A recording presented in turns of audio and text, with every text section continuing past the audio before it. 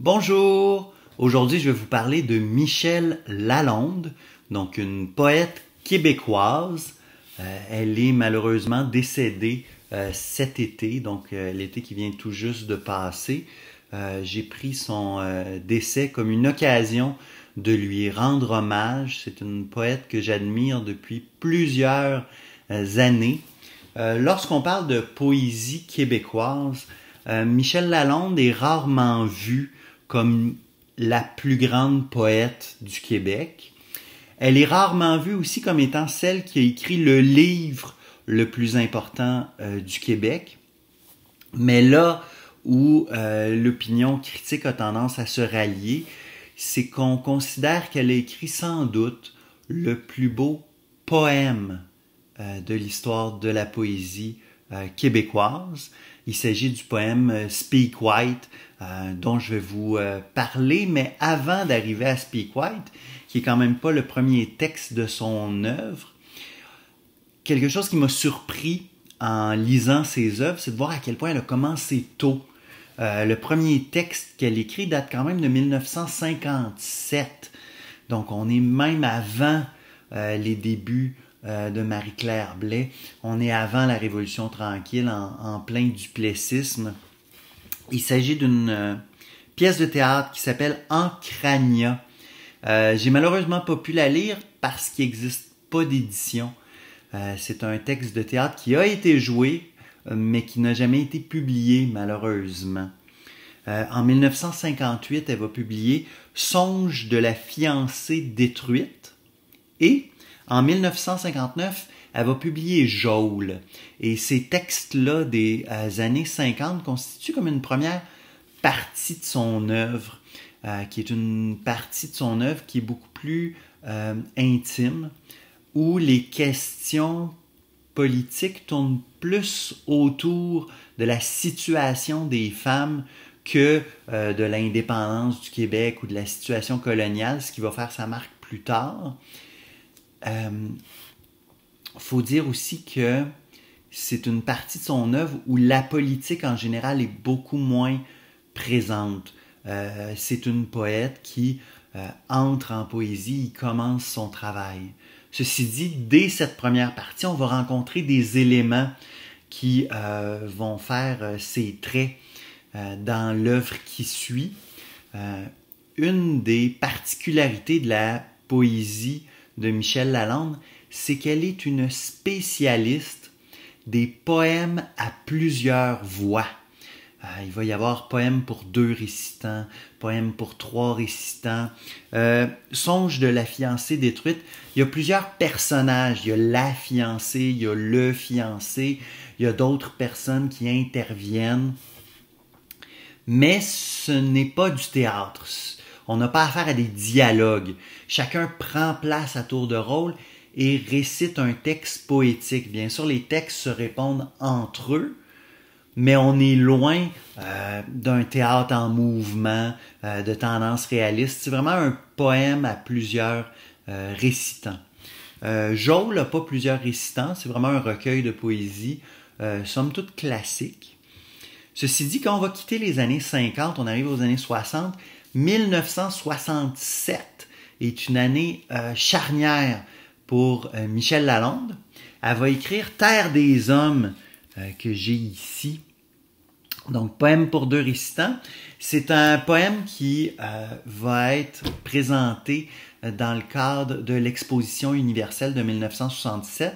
Terre des hommes était d'ailleurs le thème de cette exposition. C'est fait sur une musique d'André Prévost.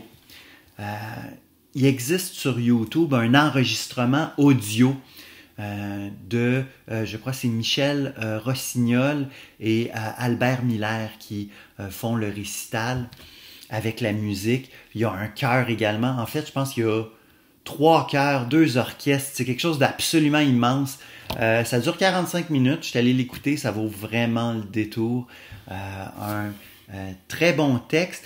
C'est un livre qui se trouve relativement bien dans les librairies usagées. Sinon, à peu près toutes les bibliothèques au Québec en ont une copie. Sinon, il y a moyen de les faire venir de la Bibliothèque nationale. Donc, ça se lit et ça se trouve. Elle va avoir toujours un pied dans le théâtre. Une autre pièce de théâtre qu'elle va écrire, Dernier recours de Baptiste à Catherine. C'est une pièce de théâtre où on traverse un peu l'histoire du Québec. Et là, les personnages, un peu comme dans une tragédie grecque, représentent des enjeux et des caractères beaucoup plus qu'une personnalité complexe qui a affaire à toutes sortes de sentiments contradictoires. On a, par exemple, Baptiste qui est le bon Québécois typique. Parfois, il se révolte, parfois, il fuit. Catherine, c'est celle qui aime Baptiste, peu importe ce qu'il arrive. Il y a aussi des figures d'autorité, comme le curé qui représente l'Église catholique. Il y a aussi des soldats du régime colonial britannique. Et cette écriture-là, c'est ça, à partir de Terre des Hommes, va se politiser beaucoup et Michel Lalonde va participer activement au mouvement indépendantiste québécois des années 60. Et sa plus grande contribution, c'est le poème Speak White. Si vous voulez l'entendre, il existe une très belle version dans le film La nuit de la poésie de 1970. Si vous tapez Michel Lalonde Speak White dans YouTube, cet extrait-là, il en existe plusieurs versions qui ont été mises en ligne. Sinon, il y a le cinéaste québécois Pierre Falardeau qui a fait un court-métrage à partir de ce poème-là. Et c'est Marie Ekel qui lit le poème Speak White. Donc, un poème marquant.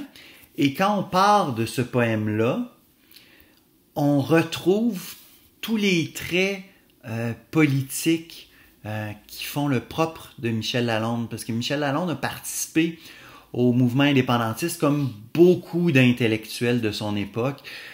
Pratiquement la majorité des poètes qui ont participé à la nuit de la poésie de 70 étaient indépendantistes.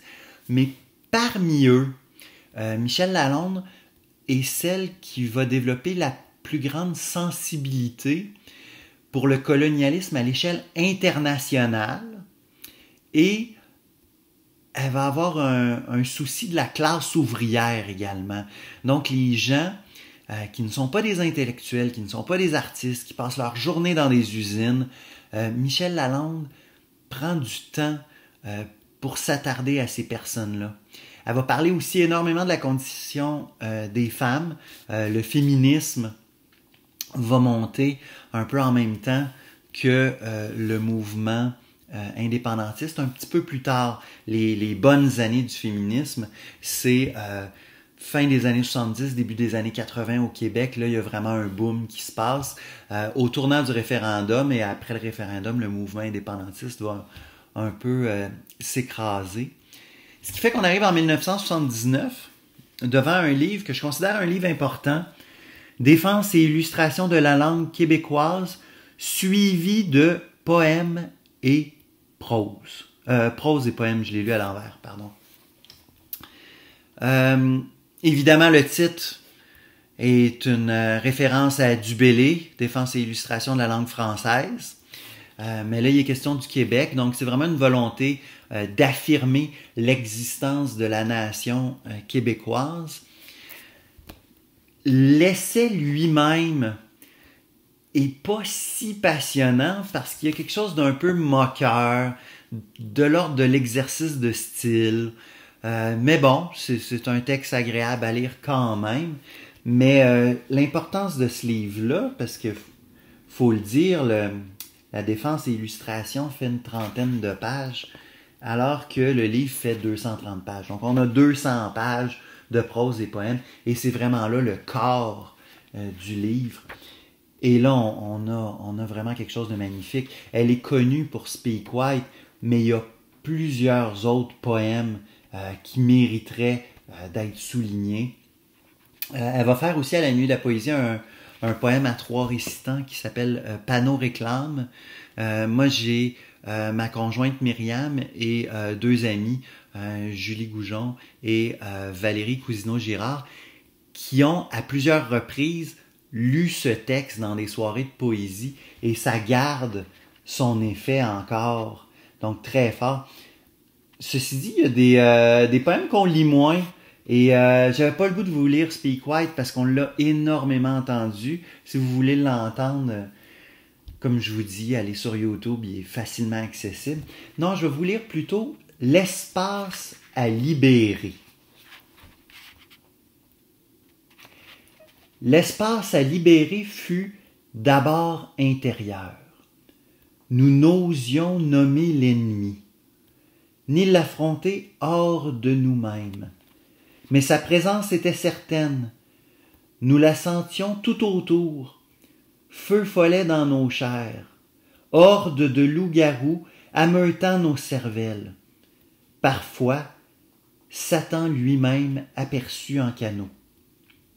Tous les démons proliféraient. Le pays fut planté de croix. Mais cela n'exorcisa rien. Une intime terreur nous tenait occupés. Quand l'agresseur est anonyme, sans visage et comme irréel, la lutte est très superstitieuse. Nous l'amenions agenouillé, peuple enfant. Donc ça c'est la première partie, c'est l'espace à libérer 1. Il existe l'espace à libérer 2, donc une suite à ce poème, un poème qui y répond. Donc ce qu'on voit, c'est que Michel Lalonde est très ancré dans l'histoire du Québec. Il est question du catholicisme et l'importance que ça a eu.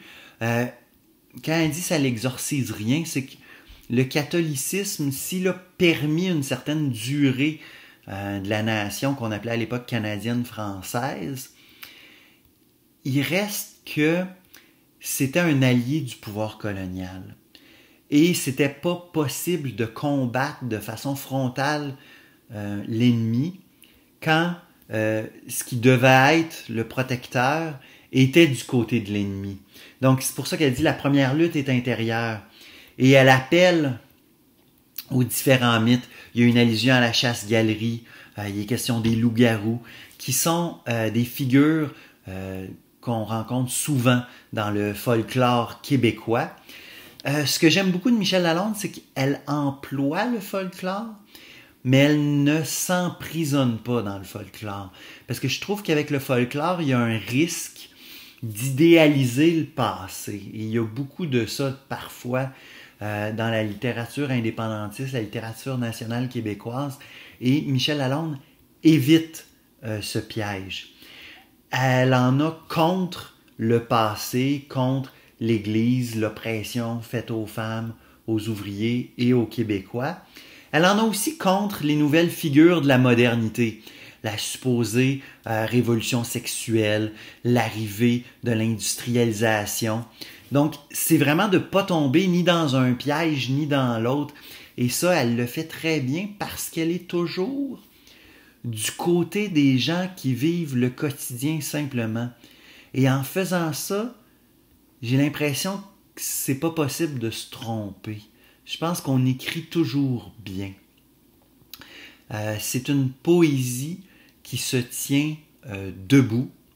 Une poésie que je vous invite à lire ardemment.